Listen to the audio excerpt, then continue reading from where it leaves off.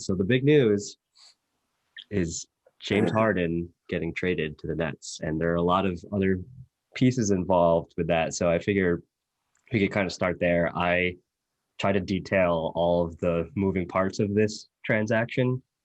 So I could start by just kind of highlighting where everyone went. And then I think we could just go like team by team and kind of talk about the implications and what that means and how we feel about those moves. So obviously the biggest piece was the Nets getting James Harden. The other piece was the Rockets getting Victor Oladipo, Dante Exum, Rodions, Kurucs, and then a bunch of picks. Like I think there was For like, forever. yeah, I don't even know if we want to even get in the picks, but there's just a bunch of Yeah. them, and it got complicated too because some of them were like acquired from trades previously and belonged to other teams. I don't know. There's a lot of nuance there. But the other teams involved were the Pacers. They ended up getting Karis LeVert and a second round pick. And then the Cavs got Jared Allen and Torian Prince. So let's just start with the big one and dive into James Harden being a Brooklyn Net. Do you want to kick off like just initial Man. thoughts and questions? I feel like I have more questions than I have like actual comments, but I'll let you kick it off. Yeah, I mean the general rule, from what I feel like we've heard from people, from what history has kind of told us, is like if you get the superstar, like you win the trade, right?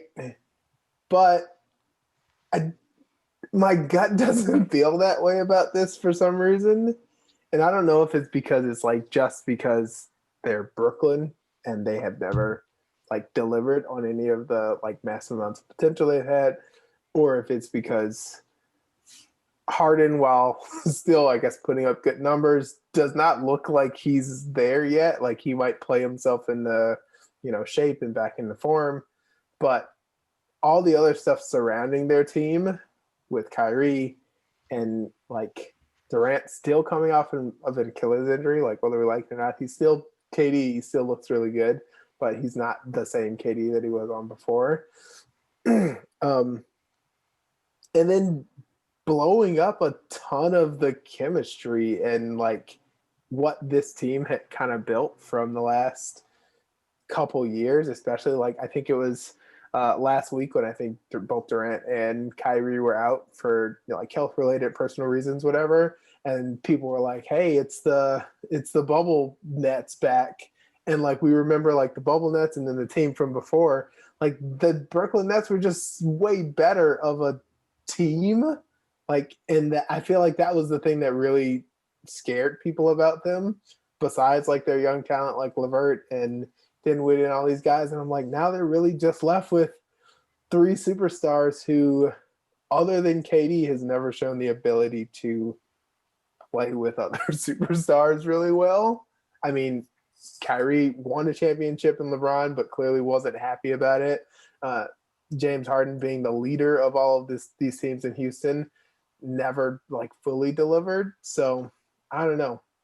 I'm I don't feel as great as probably the Brooklyn Nets do about getting James Harden. Um, they're going to have to do a lot of building, and I'm actually really sad for Karis LeVert, but we'll have to talk about that a little bit later. Yeah. No, I think you bring up a lot of really good points. And I feel like we talked about it in our like season preview too, just in terms of this team's makeup and kind of establishing their, rapport, before even bringing in KD and Kyrie. So like that does get broken up a bit. You obviously lose a little bit of depth as well. And yeah, just all of this drama that's going on. It's going to be a big question of like, how do we like maintain our composure across across like during all of this just like media drama and like bringing in the superstars that tend to bring in the spotlight a lot and just the whole like what's going on with Kyrie thing. But on the other side of the coin, I think about it like I feel like if you are the Nets, I feel like you have to make this deal if it's on the table. It's like because one thing, if you don't, where does James go? He probably goes to like the Sixers, right? And that's like a direct competition in the East, and that puts you in a tough spot too, where you pass up on this trade, and then he goes to the Sixers. And I mean, not to say that all of a sudden the Sixers are going to be like would be the favorite if they traded like Ben Simmons or something and got Harden, but I do think that that would be a pretty big blow to the Nets that were like, okay, we passed up on this trade, but now he's traded to a team that we're going to be like heavily competing for the coming out of the East with, and that's not going to put you in a great spot either. Yeah. In terms of the Sixers, who are probably like one of the many competitors, I guess we could probably almost go down the line of like how teams are gonna figure out how to match up with them. Yeah. Their biggest threat is still in Los Angeles, as far as I'm concerned. And ultimately, I'm like, did this trade position you better to beat them? And the answer to that to me is like, I don't know. Because like you added a guy that they don't really have someone they can guard. Like LeBron and KD are gonna guard each other. But KD, like they just got rid of one of the guys that gives them a shot at guarding AD, which is the most important dude that anybody needs to guard. So now they're as far like win now is what the goal is. Yeah. And I don't know that this trade specifically prepared them to beat the Lakers. Yeah. So yeah, I think I agree with that because, like I said, it feels like there's more questions than there are like definitive things to come out of this. And I think to your point, one of the questions is like, are they set up to beat the Lakers? The other thing I was thinking about, I guess we kind of hinted at this, is like, who else is going to step up outside of those three, the big three? Like, what role players? Because superstars are superstars, and they're going to play to the best of their ability. But we know at the end of the day, when it comes to teams winning championships, I mean, even looking last year at the Lakers, like, yeah, they had their big two superstars, but think about the crucial moments where like KCP was hitting big shots or like players like that. So like, I don't have full confidence in some of these role players, but I think that they have time to kind of prove themselves and be consistent. I think of guys like Joe Harris. I know I talked about Joe Harris last chat about how I'm pretty high on him, but like I feel like there's going to be a lot of him to be able to fill that role. And then other guys that come to mind is like Shamit, things like that, like players like that, like they are going to need to be consistent and show that they can be role players. Yeah, I feel like Joe Harris is going to get a lot of open shots now. Yeah. They so he's got to make them. Yeah, he's got to make that. They've got a lot of questions to answer on defense, like a lot of questions, because like people are just going to put DeAndre in pick and rolls. Yeah, that's a huge problem because they already weren't good at defense. Like the couple games in this season already, I'm looking at the box score and I'm like, they gave up how many points? Like, I think it was the game against the Hawks where the final score was like 140 something to 140. I'm like, okay, so neither of these teams played any lick of defense. And so, to your point, not only were they already kind of poor at defense, I feel like they gave up Jared Allen, who was definitely their best defender. And they built a lot of their defense around him being a good defender. So when you lose that, I feel like you're losing a lot defensively as well. Yeah, and neither Steve Nash nor James Harden's former coach, like their specialty is not defense, not known for defense at all. So, I mean, I guess they're gonna go by the old rule of you got to score the most points. Can you outscore the other team? And if we're talking matchups against like a Lakers team, I think they could probably outscore the Lakers, but can they outscore the Lakers in in a 7-game series? That's going to be the tough part, because you're going to have to step up defensively at some point. Without getting too much into the weeds, like they're going to get destroyed on the boards all the time.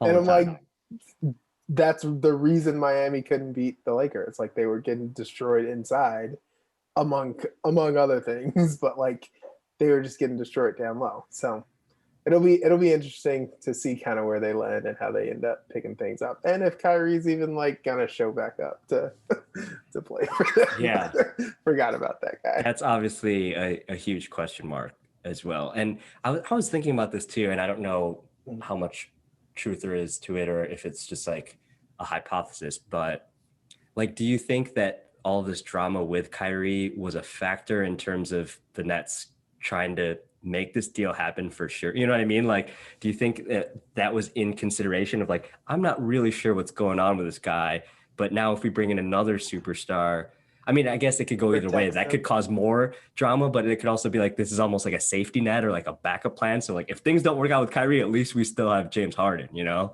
Yeah, it almost feels like a chicken before the egg thing.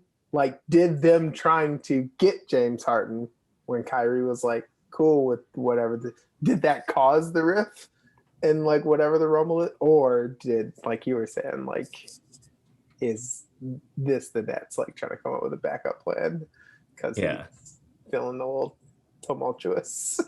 Yeah. And the other kind of chicken and the egg scenario too is the whole thing with like Harden and is he in game shape and all this stuff, and like he hasn't been looking great. Like I don't really buy into that. I think that was an outcome of just him not wanting to be on the Rockets and him just kind of like sabotaging the whole situation. He's like, so I honestly think, show up. Yeah. So I think like he's just gonna flip a switch, and now that he's happy in his situation, he's where he wants to be. Yeah. So to me, I'm not worried. I feel like that's the big story because there's all these pictures where he looks like super fat, and it's like he's always been a big guy. Like I'm not concerned. Like it's not like he's huffing and puffing on the court. Like yeah, he's gonna be okay. 30. And I think it was Rachel Nichols or Mina Kimes, one of them said like he's got the old man game. Like, he gets to the free throw line and hits threes. So it's not gonna, his athleticism isn't gonna slow him down too much. So I'm not worried about that. But I guess the last point that I feel like everyone's already kind of talking about is just in terms of like the hierarchy, right? Like, you know, there's 3 big egos, 3 really great players, guys that, you know, need to kind of have the ball in their hands and want to have the ball in their hands and take the big shots. So, you know, the best hypothetical everyone brings up is, you know, who's taking the last shot kind of thing. And I feel like that is a valid concern and actually really interesting, because if you think about it with James Harden, and you touched on this a little bit too, with like being able to mesh with other superstars or other, you know, all-stars or big players. If you look at his history, you know, with like a Chris Paul or Russell Westbrook, in those situations, it was already Harden's team. And as good as those players were, they understood the situation of they were going to Harden's team. So there was already kind of that established hierarchy. This is a weird one because as great as Harden is, and, you know, former MVP, I feel like he's got to understand that this is like, KD is the guy, right? Like he is clearly the established number 1 guy on his team. So what's that going to mean in terms of like Harden coming into this situation? Is he willing to kind of take that back seat in a way and like understand that KD's the guy on this team? Is Kyrie even willing to, like, is he ready to do that? Because like we haven't really seen a real scenario where it's like this is a meaningful game. It's close down the stretch. Who's going to be leading the charge here? I know, and I don't know how true it is. Like there's been rumors around like Kyrie and KD's relationship feeling a little bit more distant lately, and knowing that him and Durant have like that long history of playing together from their OKC days, like is there going to be rifts between that? So to your point at the beginning, like there are a lot of questions for the Nets now. I just see them on the court now. Like when's game 1 with the full squad together? Yeah, I was trying to check in on that. It sounded like, because there's obviously all these rules that were enforced with Kyrie, there's fines and all this stuff. they were speculating that he might be able to play tomorrow, but I saw a report right before this that he will not be cleared for tomorrow. So it might still be a couple more days before Kyrie's officially back. But in terms of Harden, I don't know when his first game is going to be. Maybe they're going to try to stagger it so they both come back at the same time. I don't know. We'll see. Yeah, like maybe let them get one practice together so they don't fall flat on their faces and everybody's like, "Oh, look what you did." So I guess so. I know we said we were going to move on, but I guess I have one more question in terms of the Nets, because I feel like in our season preview, before all of this, you were already pretty high on the Nets and them coming out of the East. Does that change? Do you still think that they're the team the team to beat in the East, basically? as much as I have questions about like their chemistry and all that, I do think a lot of times like talent carries you really far in the NBA, especially kind of in the Eastern Conference. My gut still says they're going to at least be in the conference finals, mainly because like depth aside, like lineups rotations get shorter come playoff time. So it won't be as big of a deal, but their risk, like the what do you call, like the level of risk they are encountering, like everything kind of has to go right now. Yeah. They can't have Kyrie missing a couple games in the playoffs because of a shoulder injury. Like they can't have that, or the whole thing kind of falls off the rails. Whereas when you had, like, they were already kind of losing when they lost Dinwiddie, that it kind of hurt. But now losing these other guys, and then so we'll see kind of what ends up going down with them. I'm still right now saying it's going to be Lakers versus Brooklyn in the finals, but to be honest, like I want to see that. Think about like how exciting that's going to be. I feel like the NBA wants to see that. Think about just like the storylines, because now you have, for one, it'll be LeBron versus KD again, which is like such a fun rivalry in terms of like the greatest of this era, like going head to head in different situations. You know, there was the Miami versus OKC time, and there was Cavs versus Warriors, and now it's like swapping conferences. And so I feel like that would be just an amazing storyline in itself. But then you also have obviously the history with Kyrie and LeBron, and you know, in the off season there was drama there about some comments that Kyrie made, and then just James Harden in the finals is a thing that has never happened before, or I guess it has with OKC, but you know, not with him not as the lead role. But I guess he's not the lead role here either. He's more but more of a will role. he want to be? Will he want to be the lead? Oh, I don't know. It's gonna be so interesting. Yeah, I'm excited just from a pure entertainment and like all the drama that's going to happen, and I think it's going to produce some really fun basketball if it meshes well. So I'm excited about it. Would you say, here's one more question, then we can move on. Is this big three bigger than the Wade, LeBron, Bosh big three in your mind? I think it is, honestly, because like KD and Kyrie already have championship pedigree. KD and Harden have MVPs. I feel like just from a accolade standpoint, they have more.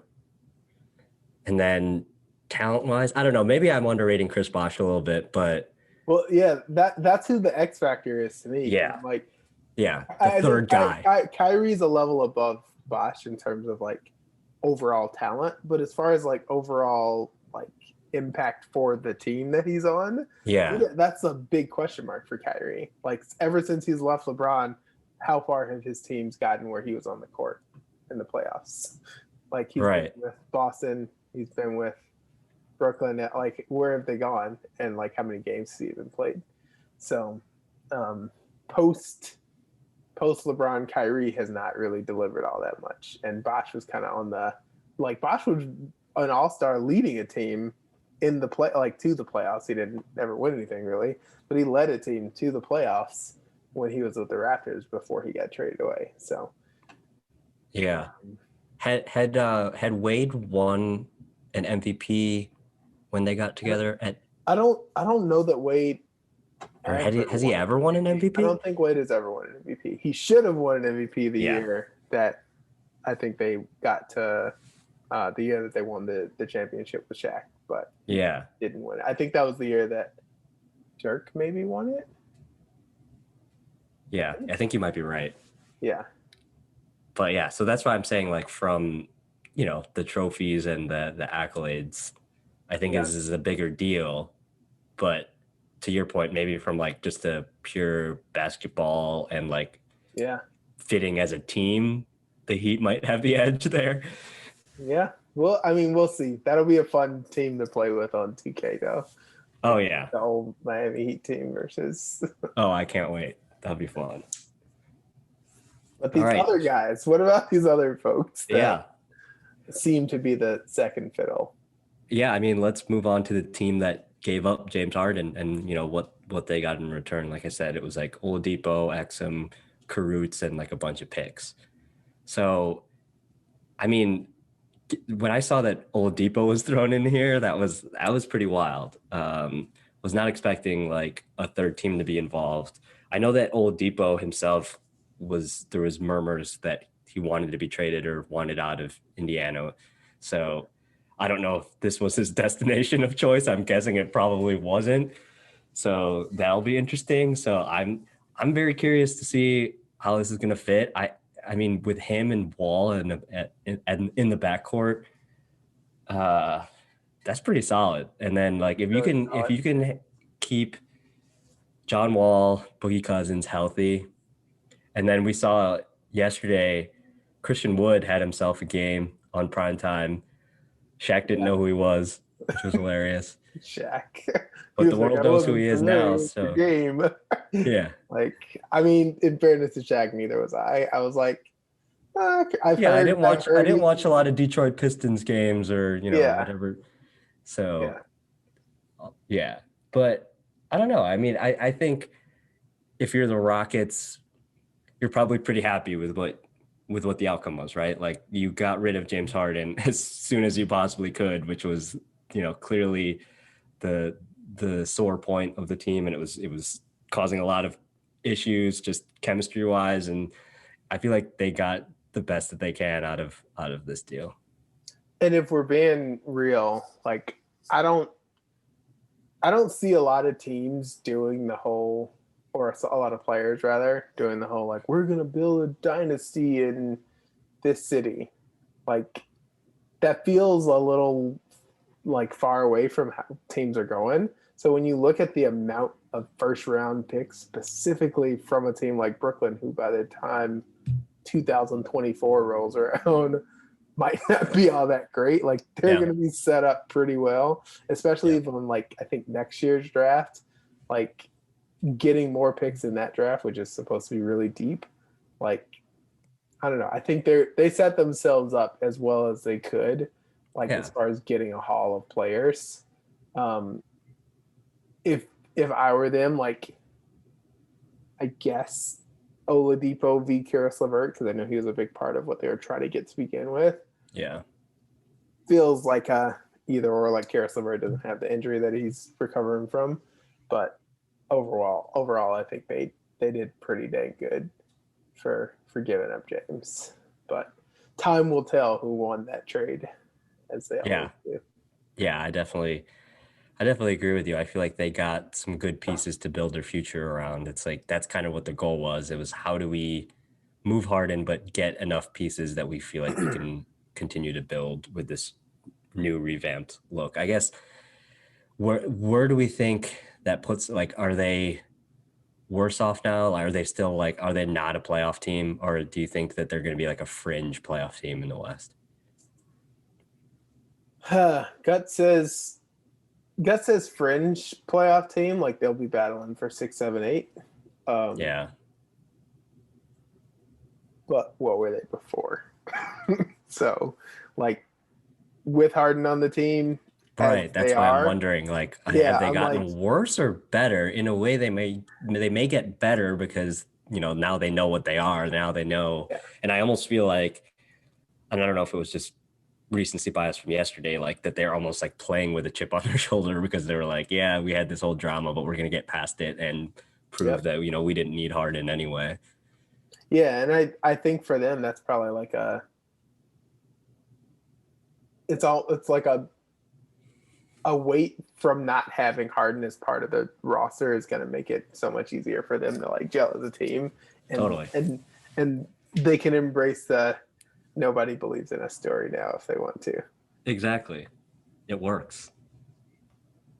I love it.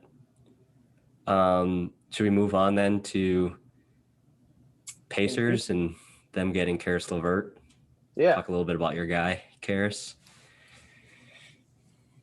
For me, my gut reaction was like disappointment, mainly because I think Karis had kind of found his place in Brooklyn.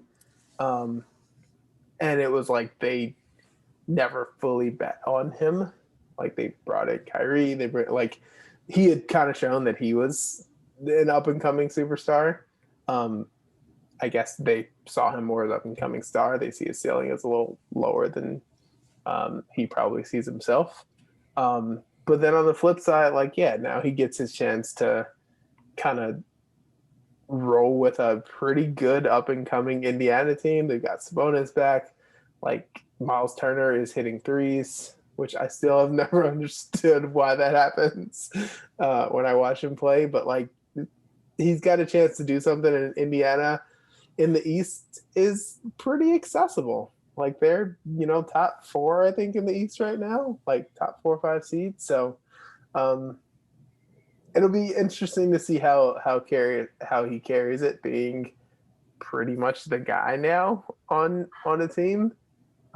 He's been great for my fantasy team so far this year, putting up like 30 and 40-point games when Kyrie and or KD were out. So I don't know. I'm excited for him. Yeah, I tend to agree. I think that it might be the case where it's just like it'll be nice to have a new environment, new scenery. I almost feel like it's similar to when Oladipo came to Indiana. You know what I mean? Like I feel like that opened up a lot of opportunity for him. And I feel like it could kind of be like recycling that, where it's like now Karis is coming into that position where he's coming from a different team and has a new setting. And I think it's going to work, honestly. Yeah, you mentioned Sabonis, he's balling out. And then my guy, Malcolm Brogdon, is crushing it. He's also crushing it for my fantasy team. So I think that those pieces, like I honestly think that Brogdon and Sabonis are playing at like an all-star level right now. And I don't know if, Indiana's going to be able to have 2 all-stars. It's probably going to be one or the other, but I think that coming into a situation where you already kind of have a good team chemistry and guys that are playing at all-star levels, I think that could only be good for him. Yeah. And I don't think the bar is super high, which is probably also good for Indiana and him in general. Like you're coming in to take over this team to a degree. You could just exceed the expectations essentially. Yeah. I think if he plays to the level of like what Vic was doing, which also was like a little disappointing. Like Vic wasn't playing to the best of his ability. I feel like he hasn't been himself in like the last like year and a half since his injury. Cause I know he played a little bit in the bubble and he just like did not play very well. And even in the beginning of the season, but like if Karis can kind of fill that void or play even better than that, I feel like you're already upgrading, right? Like, I feel like that's a win in their book. Yeah. And they got a pick out of it too. So, yeah. And got rid of another guy that didn't want to be there.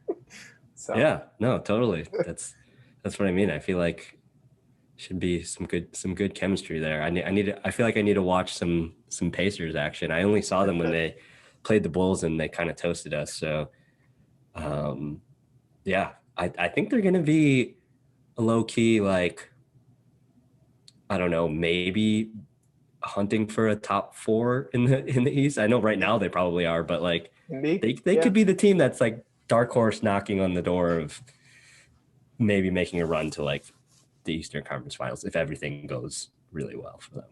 Yeah, gotta stay healthy. And that's the big key for Karras specifically too. I feel like that's been his biggest hamper is just staying on the court. So hopefully he can stay healthy and have himself a good year on a new team. Yep. And then our favorite Cleveland Cavaliers. The Cleveland Cavaliers getting Jared Allen and Taurean Prince. I mean, my gut reaction is probably the same as yours. It's just like, so how many centers do they have now? So they got Andre Drummond, Larry Nance Jr., JaVale McGee, and now Jared Allen. It's like you've got a hell of a front court. I mean, I guess. Like, yeah. So my gut reaction is just like, why? But then if my assumption now is, there's going to be another move here probably. So it's more a question of what's that going to be and who's going to be part of it. So if you look at it from that perspective, I think it's pretty. I mean, Jared Allen is a solid young player, a great big that plays defense. I feel like he's got a lot of potential. So I feel like if he is a piece that they're gonna keep and they're gonna maybe move one of these other big guys, I'm here for that. I feel like that's a pretty good move. Now you have some assets there, like some of those bigs that I mentioned, like they can be valuable to other teams. I feel like they're not scrubs, like they're good players. Yeah. So I feel like they have an opportunity to kind of shop around now and maybe see what other pieces are missing that they could kind of fill in the gaps here. Yeah, and if Garland and Sexton can, stay healthy. AKA Sexland. That's what they're calling them now. Oh, really? Sexland. It's a great nickname. Yeah, he's winning. He pulled that one off. But yeah, I mean the Cavs are the Cavs. Like they've got a decent crop of players. Kevin Love, I can't even remember if he's healthy. I haven't seen a single Cavs. He has not played yet. Yeah. So he is not currently healthy, but I think he's almost coming back.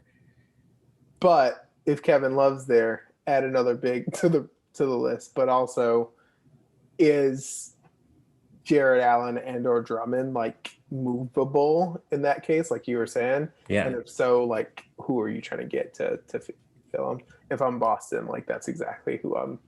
Like if Boston picks up Jared Allen somehow, they've won the game of. Oh yeah, that'd be huge everything for them. They need to do. Literally.